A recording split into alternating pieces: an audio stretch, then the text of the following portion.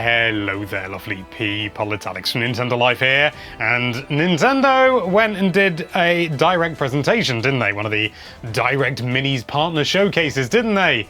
Yeah, that'd be fine normally, but they had to do it bloomin' today, didn't they? If you don't know, today we are running our own Nintendo Life Indie Spotlight, where we look at some fantastic, lovely new indie announcements, and we announced it before they announced their Direct, so I'm just going to say we were there first. But that's happening tonight. Please do check it out by checking the link in the description.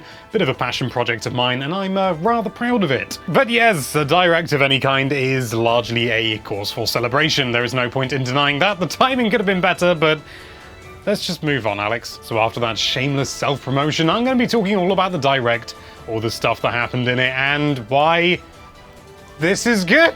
This is very, very good. But anyway, that's more than enough waffling. Let's dive right into things. Okay, well, it started off with a bit of a bang, didn't it? Yes, Monster Hunter Rise. This was actually leaked earlier today, which was a bit of a surprise, but I think the leak happened so soon before it came out that I was still really, really pleased to see it, and it was just really nice. It's a new Monster Hunter game.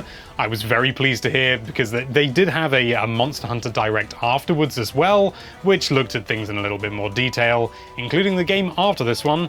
But let's talk about Rise first. It's a new Monster Hunter game. It is, it looks like it's taking a few leaves out of Monster Hunter World, which is by no means a bad thing. I still need to get around to playing that, but I've got too many games. The big thing they seem to be pushing this time is verticality and climbing bloomin' everything. Breath of the Wild has done something truly wonderful to the gaming landscape, because every kind of sort of exploration-based kind of big landscape game really wants you to be able to climb bloomin' anything and make it really free and easy and open, and that makes it look absolutely fantastic. It really, really does. I've been kind of neglecting Monster Hunter on the Switch because Generations Ultimate is on there, simply because it just felt like a 3DS game, if you know what I mean, and that's by no means a bad thing, but I've kind of moved on, and I'm expecting things to be a little bit bigger, a little bit grander, and not have these tiny areas and have load screens between them. Call me picky! Call me picky! But we seem to be getting that with this. They described it, I don't want to go so far as to say that it is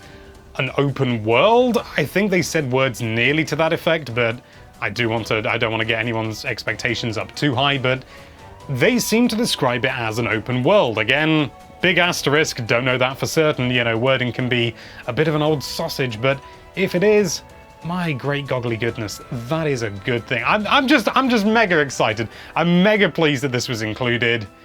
It's a new Monster Hunter game. How can you go wrong? Next up, a new Monster Hunter game, yes, Monster Hunter Stories 2. Wings of Ruin. It's a follow-up to the original Monster Hunter Stories on the 3DS. Yes, Capcom have finally taken the Monster Hunter series properly over into the current generation. On Nintendo platforms, anyway. I didn't get a good chance to play the original Monster Hunter Stories. I played it a little bit. I think I played it at a preview event, and I think then I also managed to get some capture or something. I don't fully remember per se, but I remember it's quite enjoyable. It's very different. It's more like a different kind of game within the Monster Hunter universe, rather than a Monster Hunter game, you know, with some other stuff going on. It's very different. I enjoyed it for the time that I played it, and I gotta say, this version, it looks drop-dead gorgeous, doesn't it? I just said version. I think Monster Hunter Rise looks nice. I think it's got some good granular detail, and the animations, oh, they always get the animations so bloody right in Monster Hunter, don't they? But in Monster Hunter Stories 2, my god, it's like another level. Going with the cel-shaded look means that you can get away with having much, much less power and get a really beautiful game as a result. This is the sort of game that I don't imagine is going to age terribly at all. I thought it looked really cool. I'm not as invested in the stories side of things as I am in the main series, but even so, yeah, I thought it looked blooming lovely. Fitness Boxing 2, Rhythm and Exercise.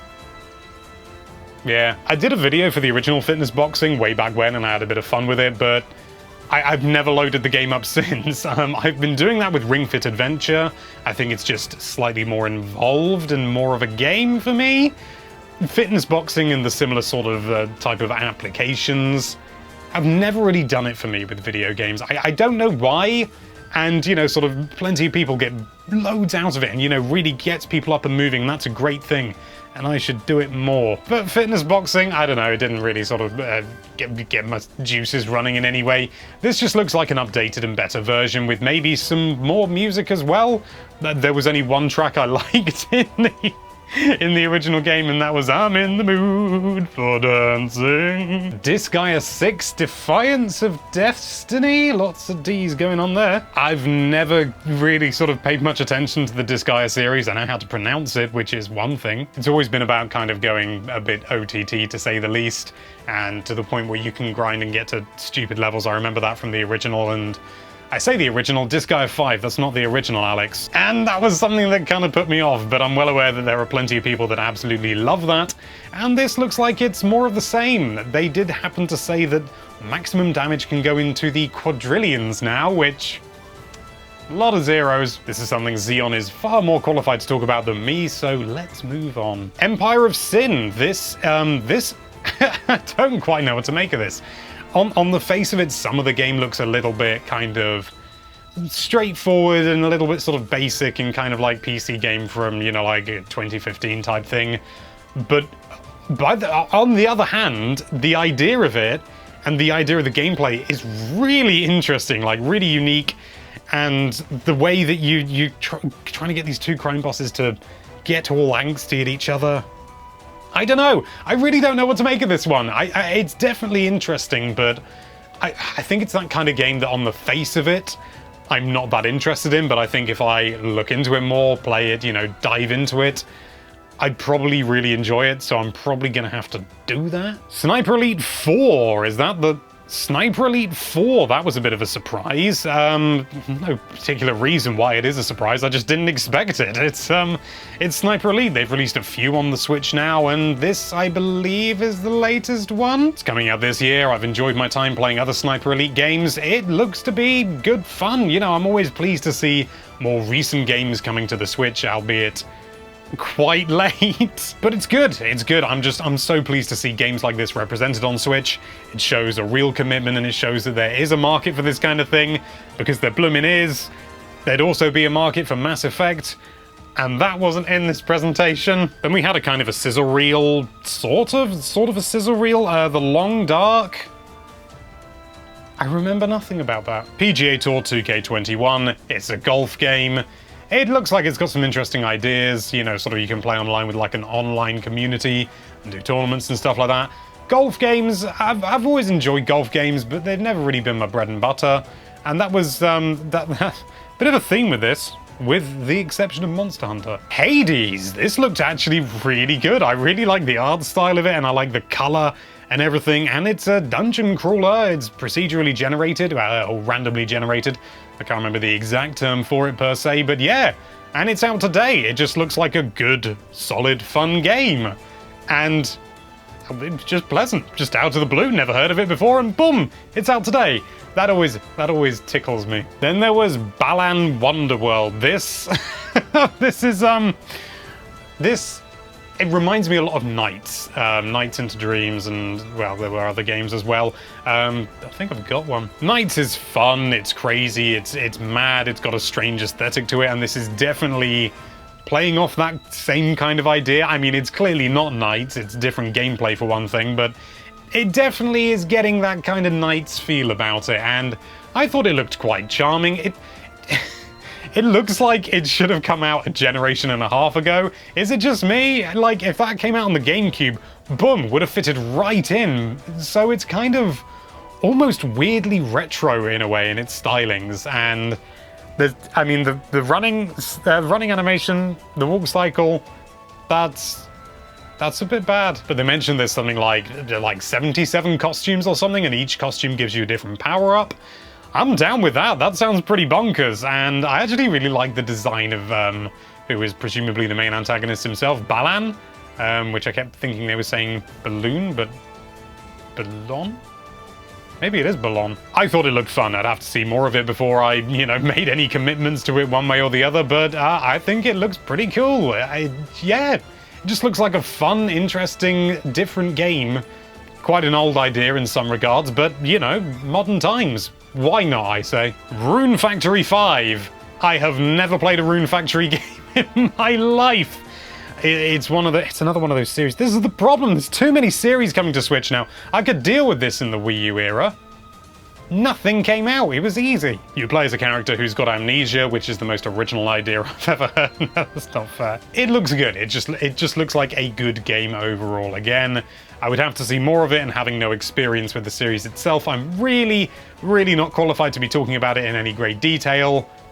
Xeon, where are you? And that was it. Of course it bloody wasn't. They announced Ori and the Will of the Wisps. I absolutely adore Ori and the Blind Forest. It's just an outstandingly beautiful and well-refined game. What is it with Metroidvanias and just being fantastic? Is it just that the only people that make them are really into it? I don't know, but I absolutely love it. I love it, love it, love it. And I was fairly certain that, you know, I was going to have to buy it on Xbox or something, Will of the Wisps, that is.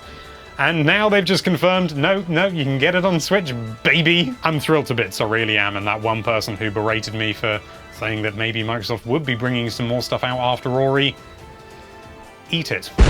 And that was it. Yes, there was the Monster Hunter Direct afterwards, but it was, you know, it was all, you know, it's about the two games that we already heard about.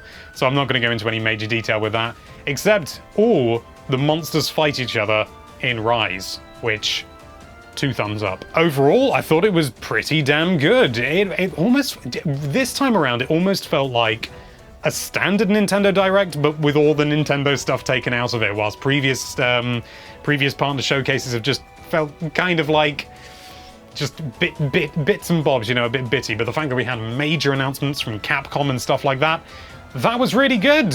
Like, genuinely really quite tasty, and I enjoyed it thoroughly. It was a bit short overall, but, you know, and if you're ready for more delicious new games coming to the Switch, I'm gonna plug it again! We've got the Nintendo Life Indie Spotlight, which is going live tonight at the time of recording.